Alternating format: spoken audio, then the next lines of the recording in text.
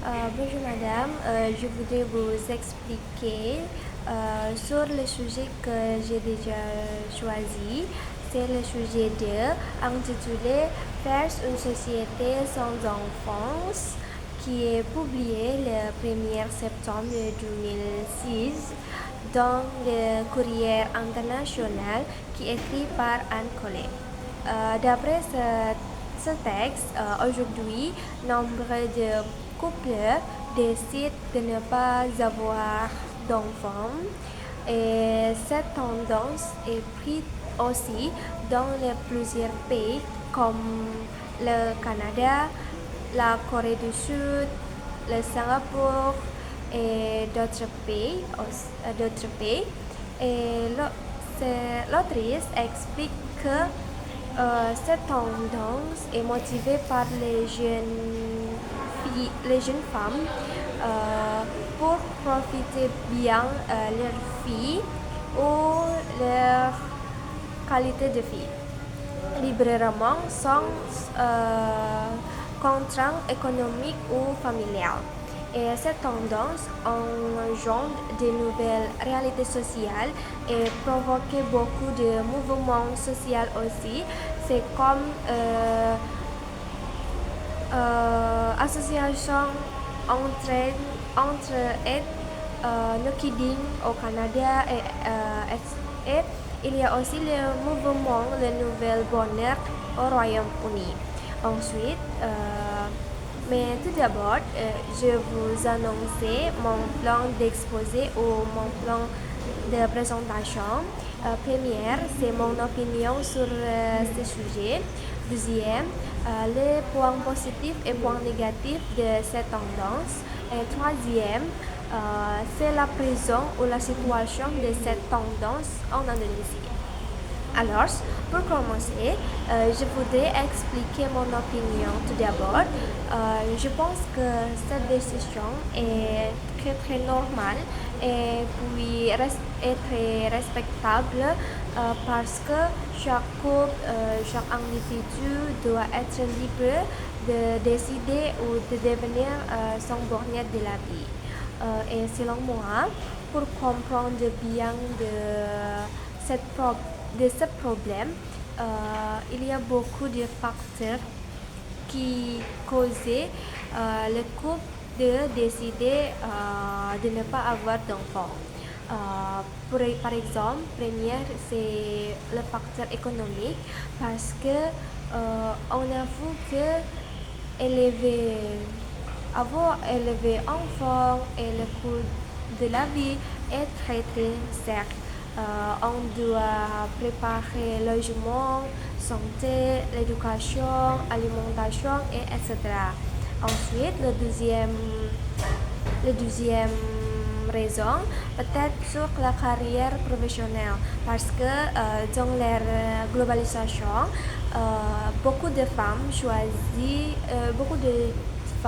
choisissent pour continuer leur parcours professionnel. Alors, beaucoup de marché de travail est compétitif et l'entreprise cherche l'employé jeune femme qui n'a pas encore d'enfant. Ensuite, troisième, sur la santé. Il y a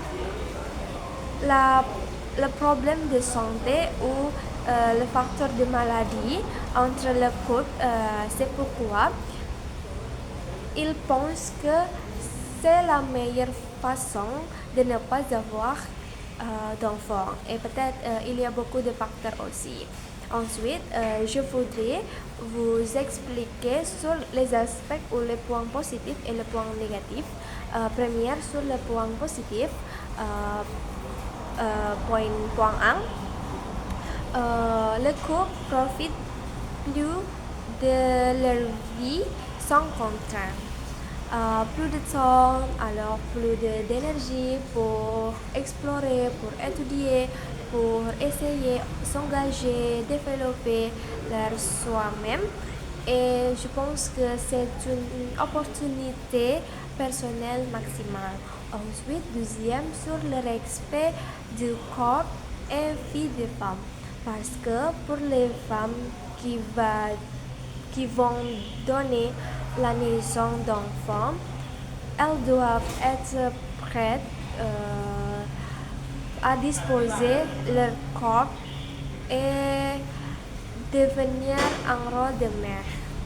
Ensuite, troisième point positif est la réduction et la pression démographique parce que il n'y a plus d'enfants qui n'est pas gardés par les parents qui ne sont pas prêts d'avoir des enfants ou il y a plus d'enfants qui vivent dans l'environnement pauvre ou vivent dans le monde souffrant. Ensuite, cependant, il y a le point positif, cependant, il y a les points négatifs. Pour les points négatifs, première, la crise démographique et le manque de renouvellement génération. Par exemple, on a vu que le Japon, la natalité là-bas est basse. Alors, les gouvernements donnent l'argent ou la facilité comme le cadeau pour les couples qui ont d'enfants et c'est une façon aussi pour motiver d'autres couples d'avoir enfants. Ensuite, pour le deuxième point négatif, c'est le développement de mouvements fanatiques et les différentes perspectives du féminisme. À cause de stigmatisation sociale qui subissent les personnes sans enfants, alors il provoque beaucoup de mouvements fanatiques qui est très très fanatique. Alors il y a aussi le changement de perspective du féminisme. C'est une dérive toxique qui dérange la vraie valeur du féminisme aussi. Ensuite, je t'explique sur la présence cette tendance en Indonésie. Nah, en Indonésie, la culture et la religion jouent un rôle central très principal et actuellement, cette tendance child-free ou de ne pas avoir d'enfants en Indonésie, c'est tabou et il y a beaucoup de stéréotypes négatifs parce qu'il y a un dicton, si vous connaissez, banyak anak banyak rezeki, ou en français, on peut dire plus d'enfants, plus de richesses, peut-être, et il y a beaucoup de points de vue de public que déclarent de ne pas avoir d'enfants, c'est comme acte égoïste et comme refus de chance dédiée. Pourtant, il y a beaucoup de stéréotypes négatifs et etc. Cette tendance commence à s'installer surtout parmi les jeunes générations urbaines.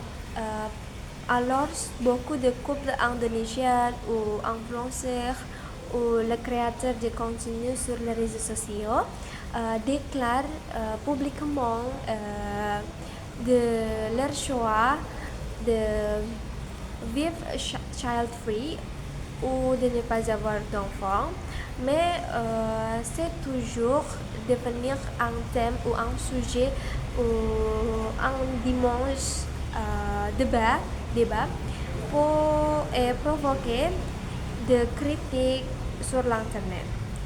Les jeunes indonésiens réfléchissent de manière plus critique, de penser à leur vie, leur santé et leur autonomie financière. Alors, madame, pour conclure, cette tendance vers une société sans enfants, selon moi, c'est un phénomène global qui normal, qui reflète l'émancipation face aux traditions et la société. C'est une décision normale, guidée, qui offre une grande liberté et valoriser les droits des femmes aussi. Mais parfois, elle provoque un défi démographique et crée tensions culturelles ou des mouvements extrémistes. Ensuite, malgré il y a beaucoup de stéréotypes négatifs en Indonésie, les jeunes indonésiennes